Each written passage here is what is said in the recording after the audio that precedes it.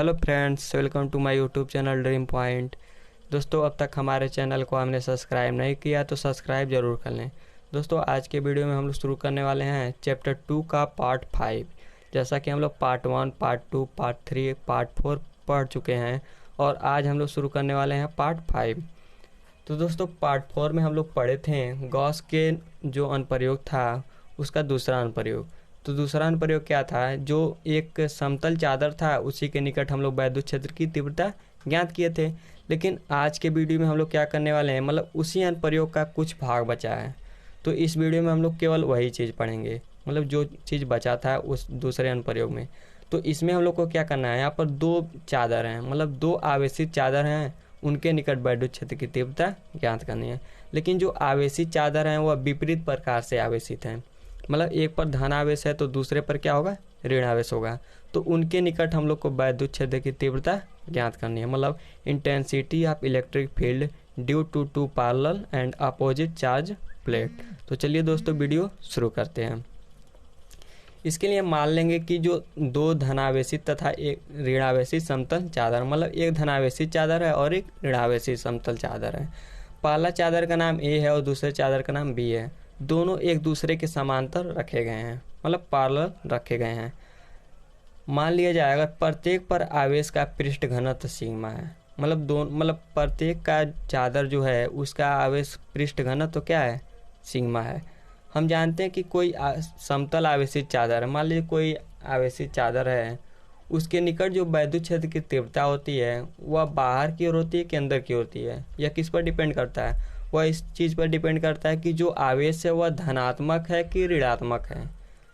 तो जब चादर अगर धनात्मक है, मतलब धनावेशित है, तो ई की दिशा चादर की लंबवत होगी। लंबवत होगी तो मालूम ही है, लेकिन लंबवत के साथ साथ बाहर की ओर होगी। लेकिन यदि चादर जो है ऋणावेशित है तो ई की दिशा लंबवत होगी लेकिन चादर की ओर होगी। जैसा कि हम लोग चित्र में देख सकते हैं, अगर धनावेशित चादर है तो ई की दिशा लंबवत होगी लेकिन बाहर की ओर होगी। लेकिन ऋणावेशित चादर है तो ई की दिशा लंबवत ही होगी लेकिन अंदर की ओर होगी। यहाँ से भी अंदर की ओर होगी, यहाँ से भी अंदर की ओर होगी, लेकिन यहाँ पर क्या होगी, बाहर हो रहा है, यहाँ पर भी बाहर है। तो धनावेशित चादर रहेगा तो वैद्युत क्षेत्र की तीव्रता बाहर की ओर होगी, और ऋणावेशित चादर हो जाएगा तो वैद्युत क्षेत्र की तीव्रता किधर होगी, अंदर की ओर होगी।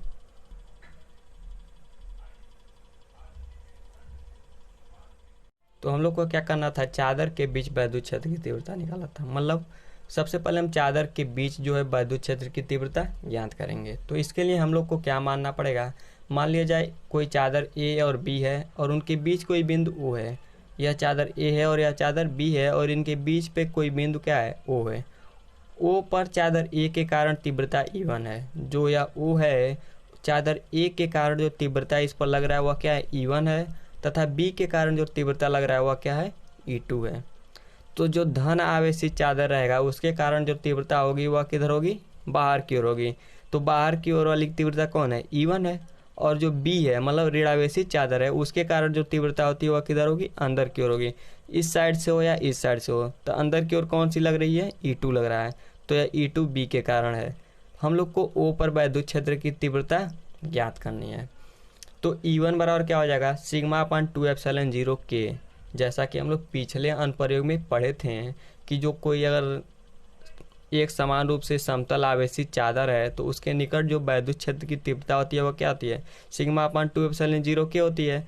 तो अगर मान लिया जाए ये वाला चादर नहीं है, मान लो ये वाला चादर नहीं है, और हम लोग को बिंदु ओ पर वैद्युत क्षेत्र की तीव्रता निकालनी है, तो समतल आवेश के जो समतल आवेशित चादर है उसके निकट वैद्युत क्षेत्र की तीव्रता वाला सूत्र क्या होता है, ई बराबर सिग्मा अपन 2ε0 के। तो इसको ए का जो समतल चादर है इसके निकट हम लोग को वैद्युत क्षेत्र की तीव्रता निकालेंगे तो क्या हो जाएगा, E1 बराबर सिग्मा अपन 2ε0 के। अगर ऋणावेशित चादर है तो सिग्मा ई बराबर E2 बराबर क्या हो जाएगा, सिग्मा अपन 2ε0 के। लेकिन इसकी तीव्रता अंदर की ओर होगी और इसकी तीव्रता बाहर की ओर होगी। अब हम लोग को बिंदु ओ पर परिणामित तीव्रता ज्ञात करनी है।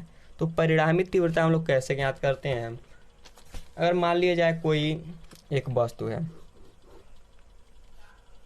अगर इस पर दो बल लगाया जा रहा है, मान लीजिए F1 बल लगाया जा रहा है और यहाँ से F2 बल लगाया जा रहा है, और कोई पूछ दे इस वस्तु पर कितना बल लगा रहे हैं हम लोग, इस वस्तु पर हम लोग कितना बल लगा रहे हैं, तो दोनों बल को हम लोग क्या कर देंगे, जोड़ देंगे। तो रिजल्टेंट बल कितना निकलेगा, F1 प्लस F2, मतलब परिणामी बल जो होगा वह क्या हो जाएगा, F1 प्लस F2 हो जाएगा। मान लिया जाए अगर यही वस्तु हमारा है, अगर F1 बल यहाँ से लग रहा है और F2 बल यहाँ से लग रहा है, तो इस पर कितना बल लगेगा। मान लिया जाए अगर इस तरह नहीं समझ, मान लिया 2 है और F2 का मान 8 है, तो इस पर कितना बल लगेगा, 10 न्यूटन का बल लगेगा। तो यहाँ पर कितना बल लगेगा, इसमें हम घटा देंगे, F1 बराबर 2 है और F2 बराबर 8 है, तो 8 में जो जगह 2 जगह कितना बचेगा, 6 न्यूटन। मतलब इस वस्तु पर यहाँ पर कितना बल लगेगा, 6 न्यूटन।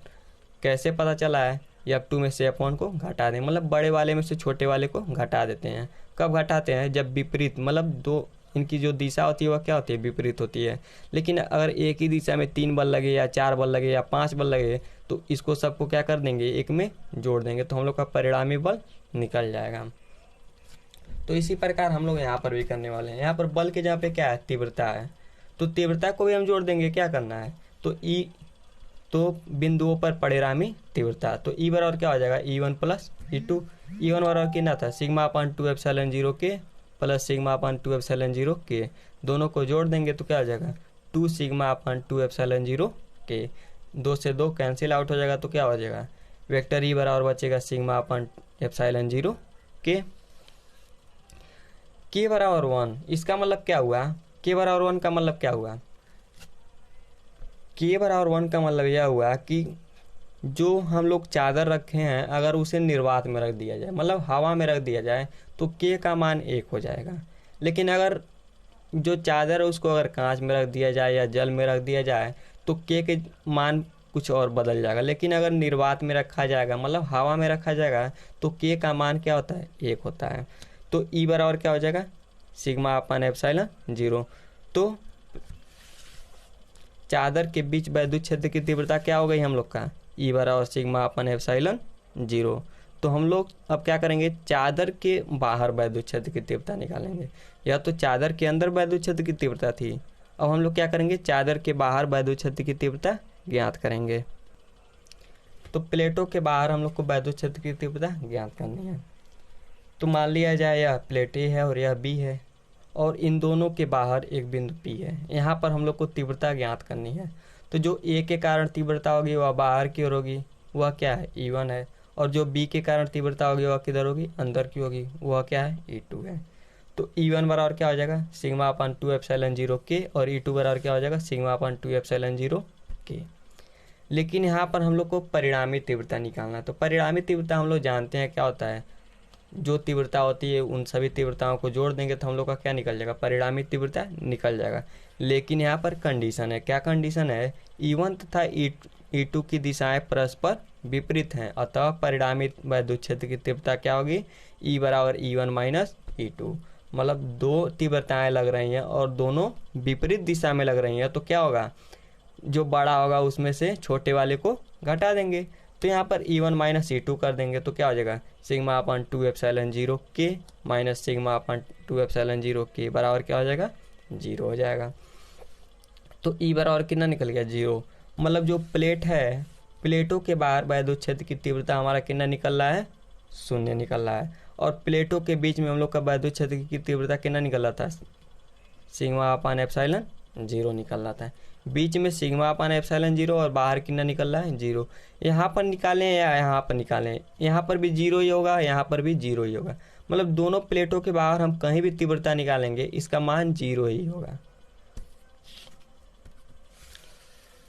अगर मान लिया जाए हम लोग को अगर कह दिया गया प्लेटों के बीच विभवांतर ज्ञात करिए, तो प्लेटों के बीच विभवांतर कैसे ज्ञात करेंगे, इसके लिए मान लिया जाए अगर जो इनके प्लेटों के बीच जो हम लोग का वैद्युत क्षेत्र की तीव्रता था कितना था, E बराबर सिग्मा अपान एप्सिलॉन 0 के। E का एक सूत्र और होता है, क्या होता है, V अपान D।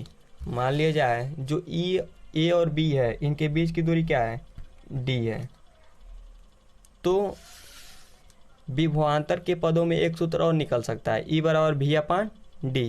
तो E यहाँ पर भी है, यहाँ पर भी है, तो समीकरण 1 और 2 से हम दोनों को क्या करेंगे, मिला देंगे। तो सिग्मा अपान एप्सिलॉन 0 के बराबर क्या लिख सकते हैं, V अपान D। तो V बराबर हमारा कितना निकल जाएगा, D सिग्मा अपान एप्सिलॉन 0 तो दोस्तों आज के लिए इस वीडियो में बस इतना ही। अगर इस वीडियो का आप लोग पार्ट 1, पार्ट 2, पार्ट 3 और पार्ट 4 देखना चाहते हैं तो वीडियो का लिंक डिस्क्रिप्शन बॉक्स में दे दिया गया है, आप वहां से जाकर वीडियो देख सकते हैं। तो दोस्तों अगर वीडियो अच्छा लगा हो तो लाइक ज़रूर करें और चैनल को सब्सक्राइब करना मत भूलें और साथ ही साथ बेल आइकन ज़रूर दबाएं। तो दोस्तों